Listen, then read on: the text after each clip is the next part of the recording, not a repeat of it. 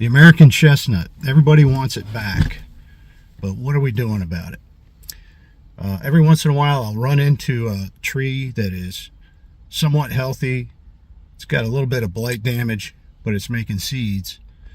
And I often call people and tell them about it, and nobody cares. So a couple weeks ago, I ran into the biggest one I've ever seen.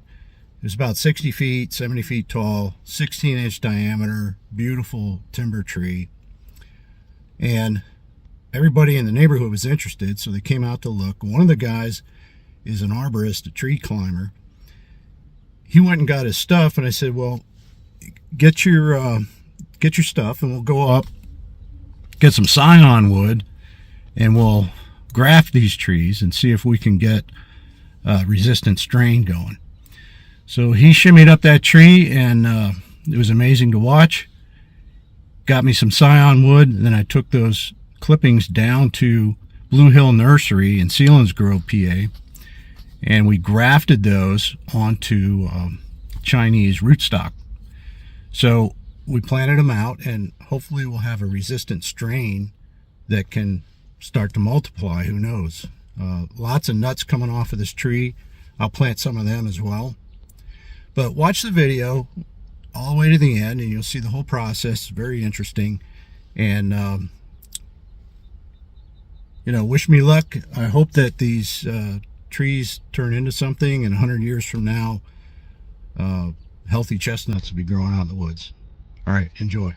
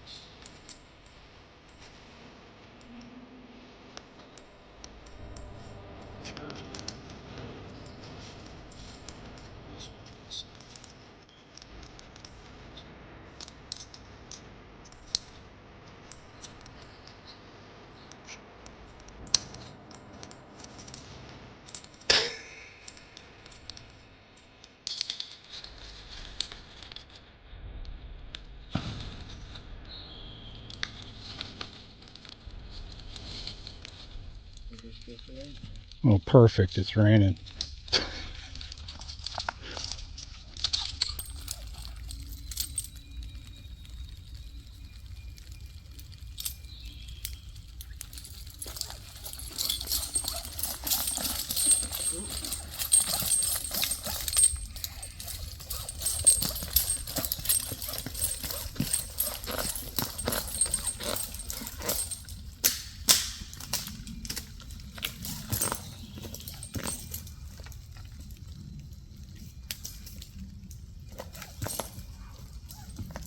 You're past the one he wants, Jack. Yeah, I'm just trying to get where I can. Well, any one of those three. You got one your right hand's on work too. Yeah. The one on the opposite side would be, it's got a lot of terminals on it. Which one you want? Yep.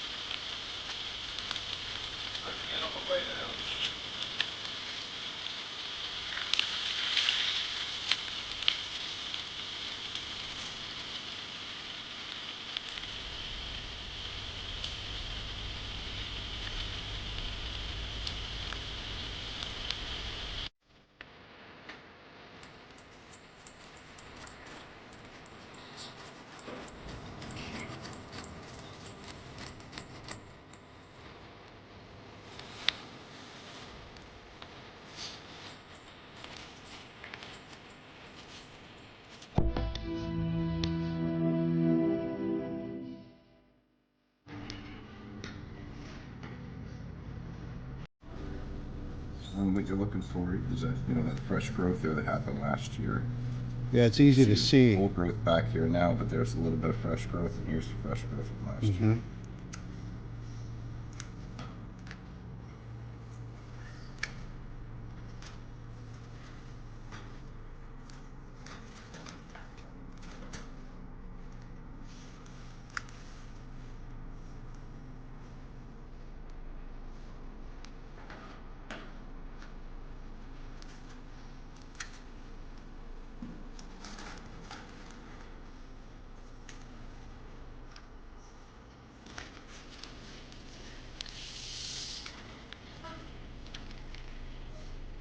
They have lots of nice fresh buds on them. Yeah. I didn't know you could go this small. Yeah. As long as it's viable. Okay. Did you have any success with those apples and pears I sent down? Oh, yeah. Doing good?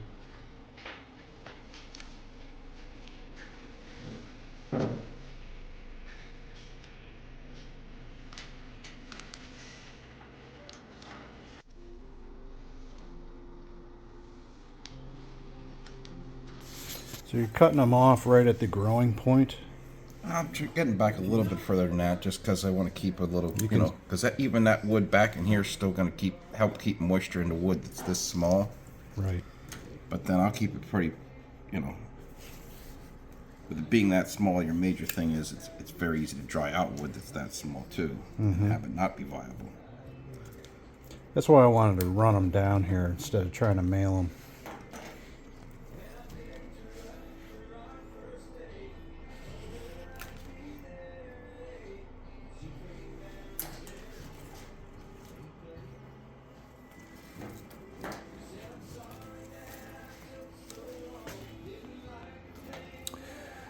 So once they grow out, then you can start taking wood off of those trees. Right. Get nice, you know, nice, good sized wood. Yeah, and next thing you know, you're growing chestnuts. Yeah, it's that same original American tree there that you found. So the fact that you have Chinese rootstock, it's not going to make a difference in the genetics, the genetic expression of the tree, correct? Right. It's going to have the American nuts that are falling off. You know, it may not, you know, grow as big as that. It might not be the classic American form, huh? Yeah, like that one you found. Form-wise, probably going to be pretty close. It just might not be as huge as that. That tree that you found there.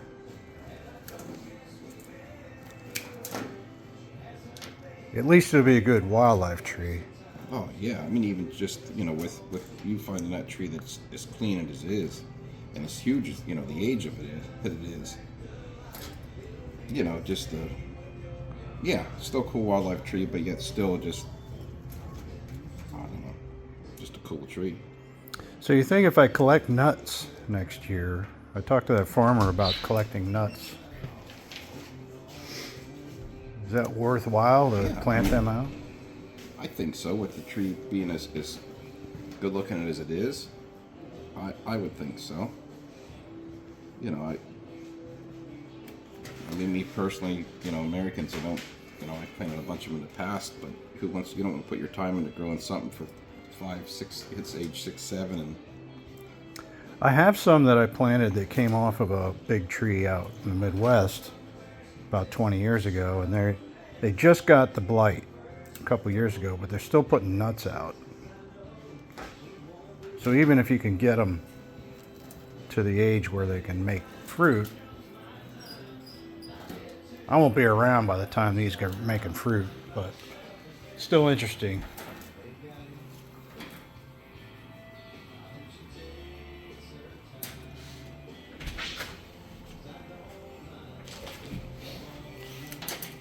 So here's the operation back here. They pull these trees, put them in sawdust for the winter, bundle them up. These are all orders that are going out.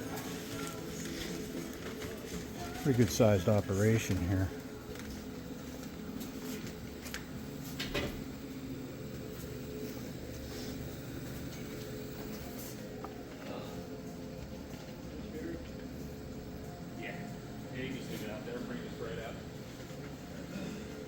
Lots of crab apples, apple trees, pears. What else do we got here? Yeah, crab apples.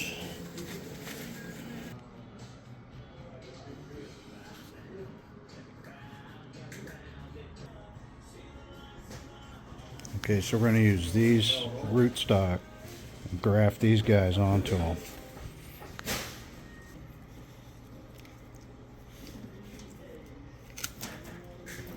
what we're going to do is just a simple bark graft, which all it is, cut the tree off.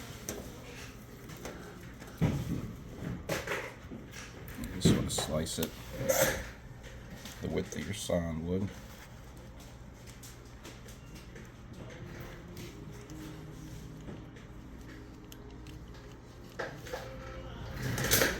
Pull that bark down.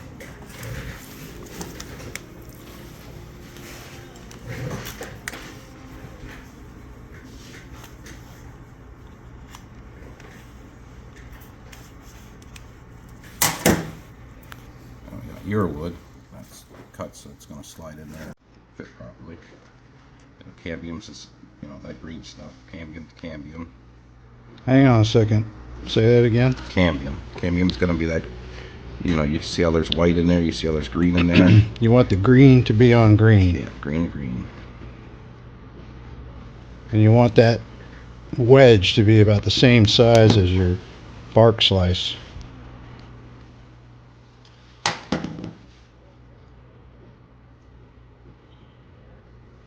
See that's gonna, how that's gonna fit down in there. Mm-hmm.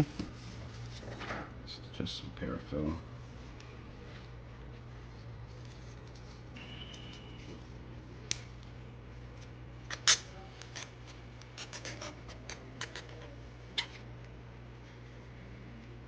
What you're trying to do with this is just, obviously that's gonna pull that very tight cambium against cambium, but it's also gonna seal it up so air's not getting in there.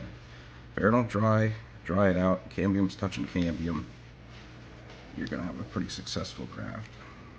The tree will heal itself and start to grow again. Yep, it'll callus over. Could I get some for sale? That's a question for him. I know we're pretty sold out. Okay.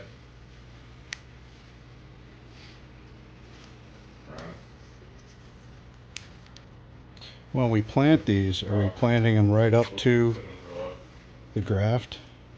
No. No, with chestnuts you want to plant, you know, back to that original dirt line, but you can see where the, you know, roots start there. Mm-hmm. You know, you want to And blight won't go into that section. Well, I mean, that's possible, but It's I mean, possible. it's a good, you know, grafting on the fall draw here, definitely grafting on the something that's got a lot of resistance to blight. And you could graft down, you know, you could graft right down on it here. Mm-hmm.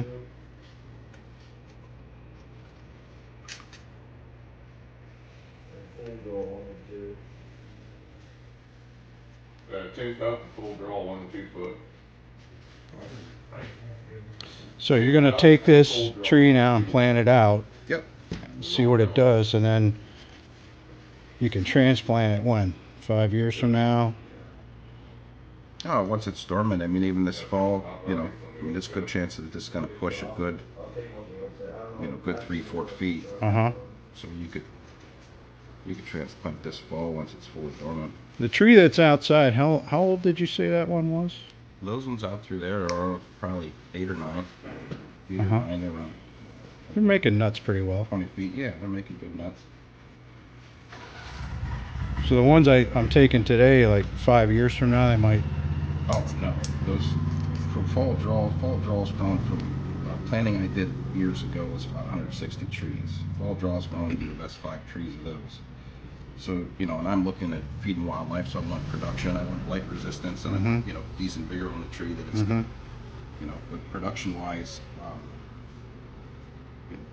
typically year 2, year 3, you're seeing nuts hanging on the tree. That's pretty awesome.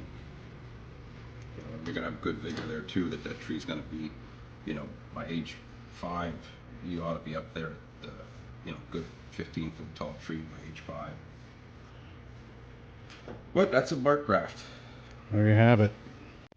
Okay, so there's our graft on the Chinese chestnut rootstock.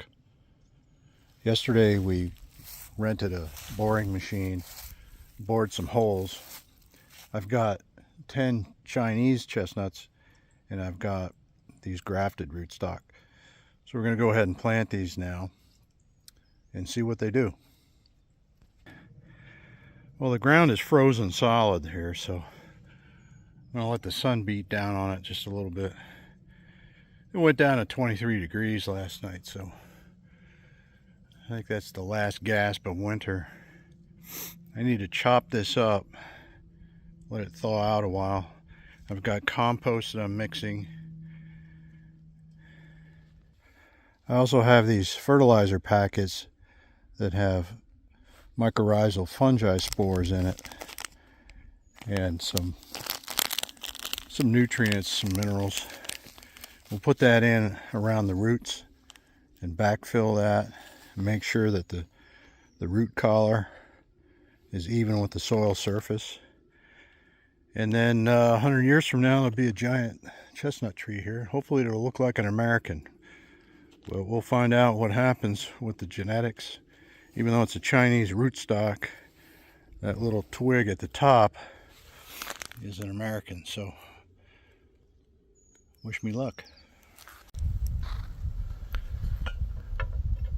Okay, next we want to put a good stake in there so it lasts a long time. And we're going to put a good tree tube on. It's vented. And then we'll be good to go. That'll keep the deer off of it.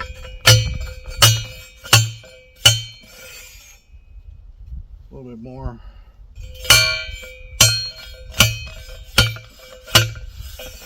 Get down to original ground. Get our tree tube, get it tied on there. And then that should be up and out of the tube in 2 growing seasons. And then we'll put a cage around the whole thing to keep deer off of it. Okay? And that's how it's done.